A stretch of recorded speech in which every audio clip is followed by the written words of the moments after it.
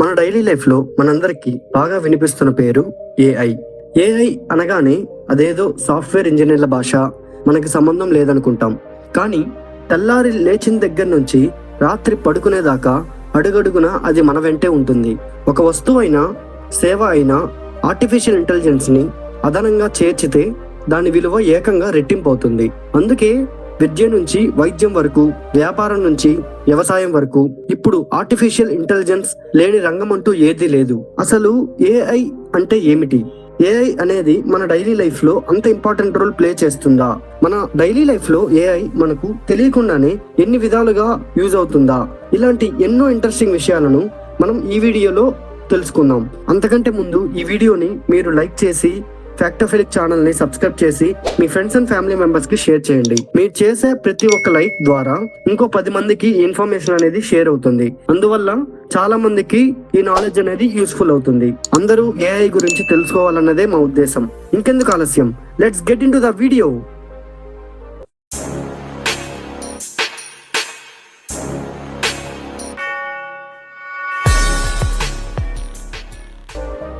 మనిషి కోసం మనిషి తయారు చేసుకున్న మేధస్సు కాబట్టే దీన్ని కృత్రిమ మేధస్సు అంటున్నారు. కృత్రిమ మేధస్సు అంటే ఆర్టిఫిషియల్ ఇంటెలిజెన్స్. నేచురల్ ఇంటెలిజెన్స్ అంటే మనందరం డైలీ మనం యూజ్ చేసుకునేది, మన బ్రెయిన్స్ కావచ్చు ఇలాంటివి.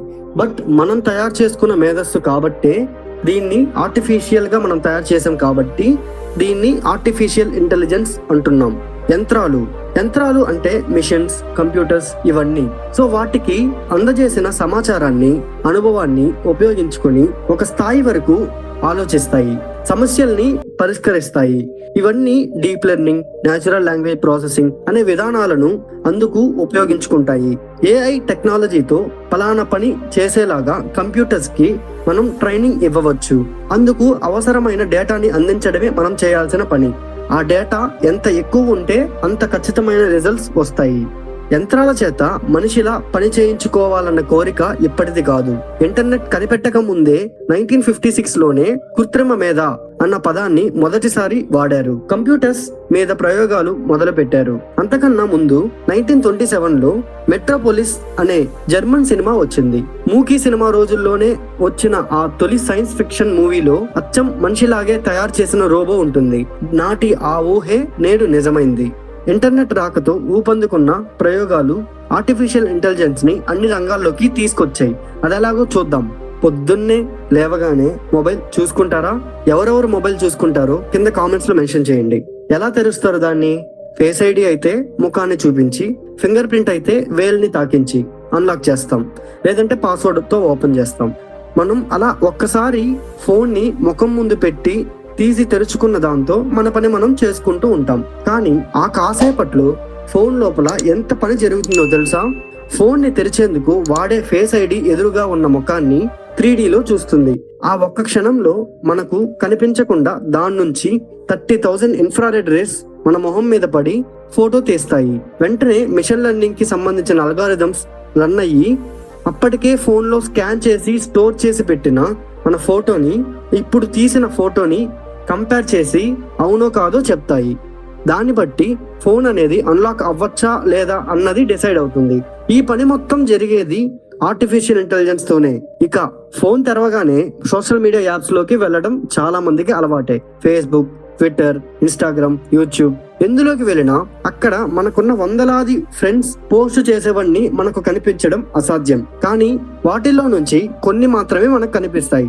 మనం ఎక్కువగా ఎలాంటి విషయాలున్న పోస్టులు చదువుతామో, ఎటువంటి ఫోటోలను చూస్తామో, ఎటువంటి వీడియోస్ చూస్తామో దాన్ని బట్టి మన ఇంట్రెస్ట్ ని కనిపెట్టి ఆ విషయాలకు సంబంధించిన పోస్టులే కనబడేలా చేయడం వెనుకున్నది కూడా ఆర్టిఫిషియల్ ఇంటెలిజెన్సే. అంతేకాదు, ఈ సోషల్ మీడియా ప్లాట్ఫామ్స్ కి వర్చువల్ రియాలిటీ తోడై మెటావర్స్ గా మన ముందుకు తేవడంలోనూ ఇంపార్టెంట్ రోల్ ఈ ఆర్టిఫిషియల్ ఇంటెలిజెన్స్ దే.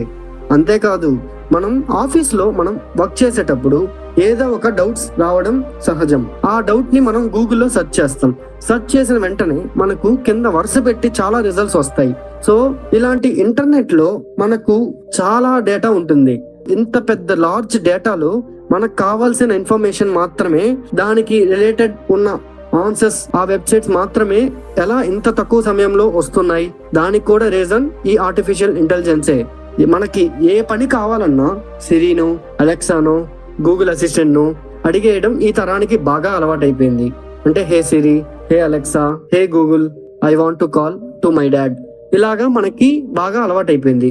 ఈ విధంగా పర్సనల్ సెక్రటరీలా మారిపోయిన ఈ యాప్స్ పనిచేసేది ఏఐ సాయంతోనే.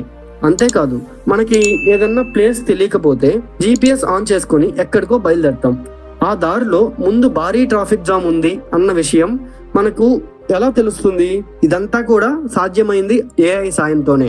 మన దగ్గర ఇంకా రాలేదు, కానీ కొన్ని దేశాల్లో పూర్తిగా ఏఐతోనే డ్రైవర్ లేని కార్స్ కూడా తిరుగుతున్నాయి. ఈమెయిల్లో ఫిల్టర్స్, స్మార్ట్ రిప్లైలు, OTTలో మూవీ రికమెండేషన్స్, వెబ్సైట్స్ లో చాట్ బాట్స్, అసలు ఏఐ లేనిది ఎక్కడా? కంప్యూటర్ సైన్స్ లో ఒక విభాగమైన ఏఐ, మిషన్ లెర్నింగ్ లాంటి వాటితో కలిసి యంత్రాలను స్మార్ట్ గా తయారు చేస్తుంది, వ్యవస్థల సామర్థ్యాన్ని పెంచేస్తుంది. ఈ విధంగా ఒకటా రెండా ప్రతి రంగంలోనూ ఏఐ అంత ఇంపార్టెంట్ రోల్ ని ప్లే చేస్తుంది. ఫర్ ఎగ్జాంపుల్, మనకి చాలా ఎగ్జాంపుల్స్ డైలీ లైఫ్ లో ఉన్నాయి. ఇప్పటిదాకా నేను చాలా ఎగ్జాంపుల్స్ చెప్పాను. అంతేకాకుండా ఇంకా చాలా ఎగ్జాంపుల్స్ ఉన్నాయి. మనం డైలీ లైఫ్ లో యూజ్ చేసే ప్రతి సెక్టార్ లో, హెల్త్ సెక్టార్, ఫైనాన్స్ సెక్టార్, ఇట్లా ప్రతి సెక్టార్ లో ఏఐ అనేది చాలా బాగా మనకి యూజ్ అవుతుంది.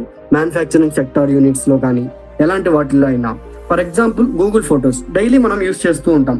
సో గూగుల్ ఫొటోస్ లో మనం ఏదైనా ఫొటోస్ ని ఎడిట్ చేస్తే ఆటోమేటిక్ గా ఏఐ ఫిల్టర్స్ ఇలాంటివన్నీ మనం డైలీ చూస్తూనే ఉన్నాం. అంతేకాదు, హెల్త్ కేర్ లో x rays, MRI scans and CT scans, EHRs, ఇలాగా హెల్త్ కేర్ లో చాలా వరకు మనకి ఏఐ సాయంతోనే చాలా డివైజెస్ ని తయారు చేశారు. మనకి retail, e-commerce, food, technology, travel, real estate, media and entertainment, ఇలాగా ప్రతి రంగంలోనూ ఏఐ అనేది చాలా బాగా ఇంపార్టెంట్ రోల్ ప్లే చేస్తుంది. That's all for today's video. ఈ వీడియో మీకు నచ్చినట్లయితే లైక్ చేయండి అండ్ ఫ్యాక్టోఫిలిక్ ఛానల్ ని ఇప్పుడే సబ్స్క్రైబ్ చేసుకోండి. ఈ వీడియో మీకు ఎలా అనిపించిందో కింద కామెంట్ లో మెన్షన్ చేయండి. ఈ వీడియోని మీ ఫ్రెండ్స్ అండ్ ఫ్యామిలీకి షేర్ చేయండి. Thank you very much.